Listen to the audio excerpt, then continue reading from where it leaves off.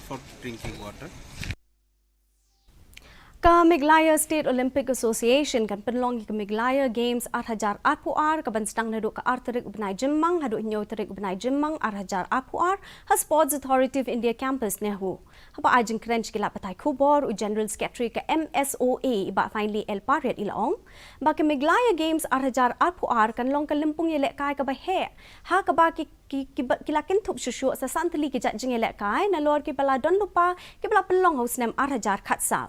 Kajeng mang tingka na kabentakan ni kalempung kalong R.R. like lur tingka iba pariat ila ong ru pamenta usnam katama sai lek kai kan kham juat namar badang sna ya ki babon ki madan ya lek kai.